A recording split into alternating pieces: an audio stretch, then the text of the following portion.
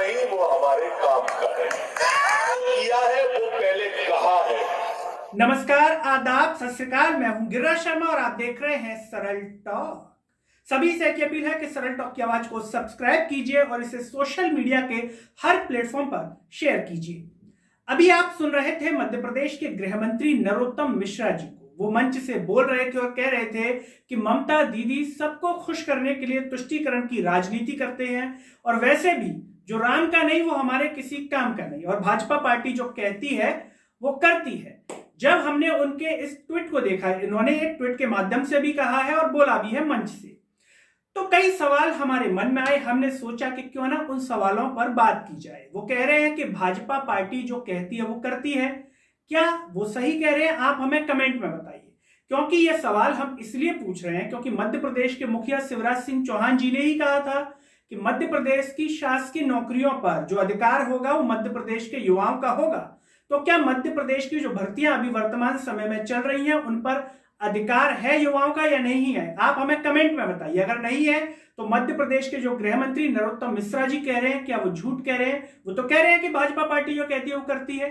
तो जो कहा था वो किसने कहा था? मध्य प्रदेश के मुखिया शिवराज सिंह चौहान जी ने कहा था, लेकिन अभी तक हुआ नहीं। साथ ही साथ वो कह रहे हैं कि जो राम का नहीं वो हमारे किसी काम का नहीं।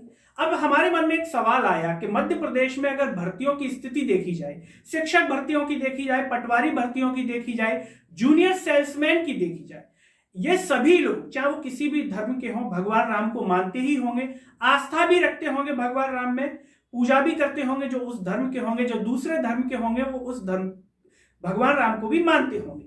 तो वो तो भगवान राम को मानते हैं, तो क्या मध्य प्रदेश के लिए किसी काम के नहीं रह गए हैं? ये इतने सालों से नियुक्ति का इंतजार कर रहे हैं लेकिन मिल नहीं रही है। ऐसा लग रहा है कि किसी काम के ही नहीं है। ये मध्य प्रदेश में ये किसी काम के नहीं रह गए। शिक्षक जो है कई सालों से इंतजार कर रहे हैं, पटवारी कई सालों से इंतजार कर रहे हैं, जूनियर सेल्समैन कई सालों से इंतजार कर रहे हैं। तो जब नरोत्तम मिश्रा जी ने कहा तो हमारे मन में सवाल आया।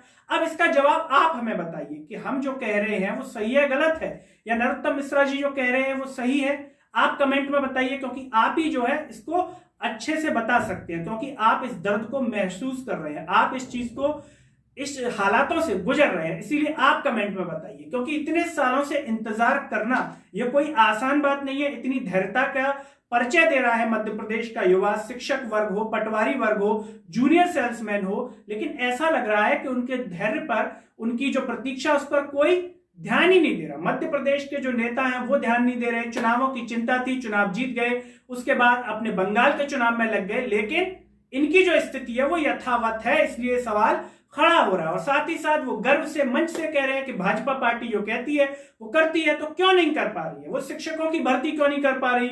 वो पटवारियों की भर्ती क्यों नहीं कर पा रही? वो जूनियर सेल्समैन की भर्ती क्यों नहीं कर पा रही? बात करें पटवारी भर्ती की, सोशल मीडिया पर इन दिनों जो पटवारी हैं वो एक तरीके से ट्रेंड कर रहे हैं, पटवारी भर्ती पूर्ण करो, और तरह से अपनी बात को कह रहे हैं, ट्विटर के माध्यम से कह रहे हैं, लेकिन इस पर किसी भी प्रकार का जो है नेताओं के द्वारा कोई ऐसी बात सामने नहीं आ रही है कि इनको नियुक्ति मिल जाए, इनकी ज्वाइनिंग मिल जाए। कई सालों से परेशान है।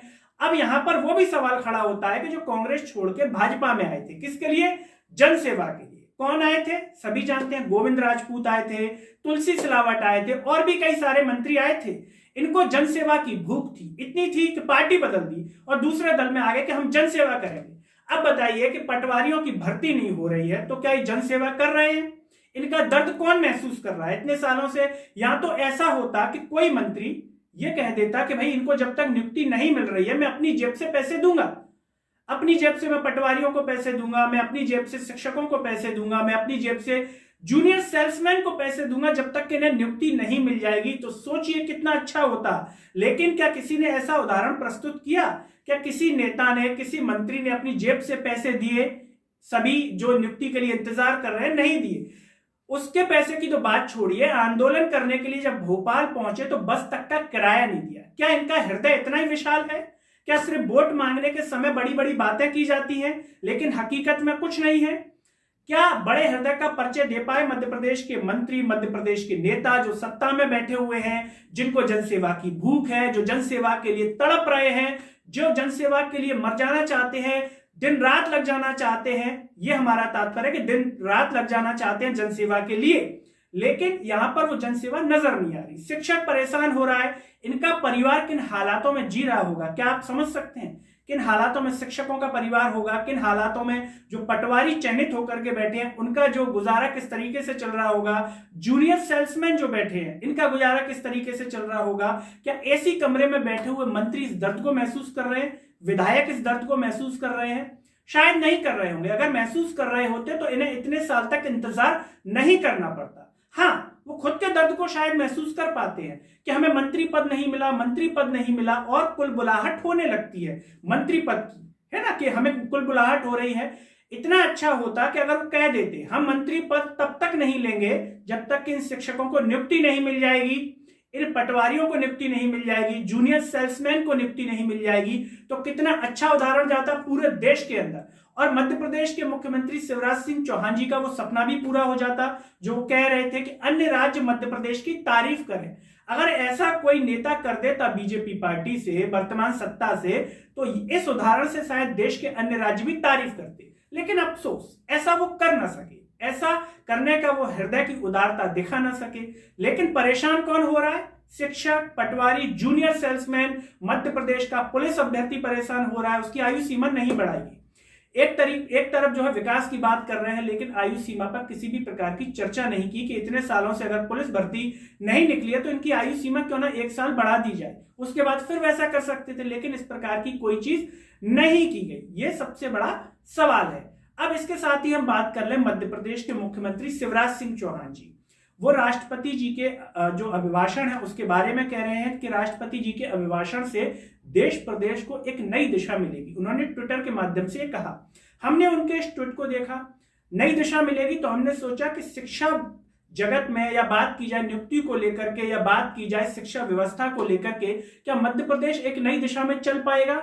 राष्ट्रपति जी के अभिभाषण से क्या सीख ले पाएगा मध्य प्रदेश? और साथ ही साथ शिवराज सिंह चौहान जी कह रहे हैं कि आत्मनिर्भर भारत के लिए आत्मनिर्भर मध्य प्रदेश जो है कार्य कर रहा है, और आगे जो है इसको लेकर के आत्मनिर्भर मध्य प्रदेश बना करके वो भी योगदान देंगे आत्मनिर्भर भारत में। तो कैसे योगदान देंगे? शिक्षा व्यवस्था को लेकर के, नियुक्ति को लेकर के हालात जो है आप सभी के सामने, आप सभी परिचित हैं।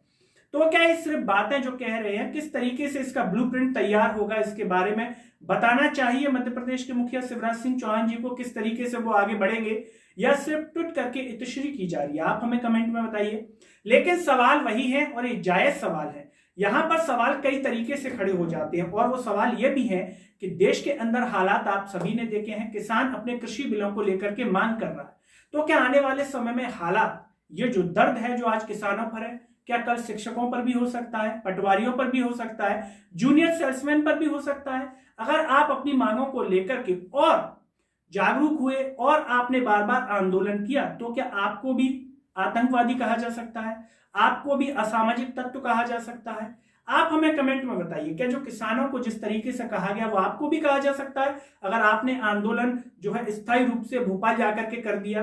क्या इन सवालों के घेरे में आप भी आ सकते हैं? ये भी एक सबसे बड़ा सवाल है, क्योंकि देश इन चीजों को देख रहा है।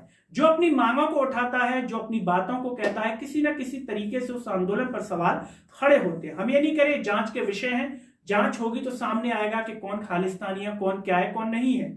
लेकिन क्या इस तरीके के सवालों का, इस तरीके के प्रहारों का हर उस व्यक्ति को सामना करना पड़ेगा जो अपनी मांग को उठा रहा है, अपनी मांग के लिए आंदोलन कर रहा है? इस बात से सभी परिचित हैं कि शिक्षक भी आंदोलन के लिए भोपाल पहुंचे, जूनियर सेल्समैन भी पहुंचे, और पटवारी भर्ती वाले भी पहुंचे जो अपनी नियुक्ति को लेकर के बार बार मांग कर रहे हैं। अगर ये स्थायी रूप से भोपाल पहुंच गए तो क्या इन सवालों का प्रहार, ये जो प्रहार हैं, जिस तरीके से बदनाम करने की कोशिश की जाती है, आपको भी झेलना पड़ेगा? आप कमेंट में बताइए। और साथ ही साथ बहुत सारी चीजें हैं उनको भी बताइए, जैसे कि मध्य प्रदेश के गृह मंत्री नरोत्तम मिश्रा जी ने जो कहा कि भाजपा पार्टी जो कहती है वो करती है, क्या वो सही कह रहे हैं या गलत कह रहे हैं? कमेंट में बताइए। और साथ ही साथ वो कह रहे हैं कि जो राम का नहीं वो हमारे किसी काम का नहीं, लेकिन हम कह रहे हैं कि जो शिक्षक हैं, पटवारी हैं, जूनियर सेल्समैन हैं, वो तो भगवान राम को मानते ही होंगे। कमेंट में बताइए। पूजा भी करते होंगे, सब करते होंगे, दूसरे धर्म के व्यक्ति भी मानते ही होंगे। तो क्या मध्य प्रदेश के लिए अब किसी काम के नहीं बचे हैं? हम इसलिए कह रहे हैं क्योंकि इतने सालों से इंतजार कर रहे हैं।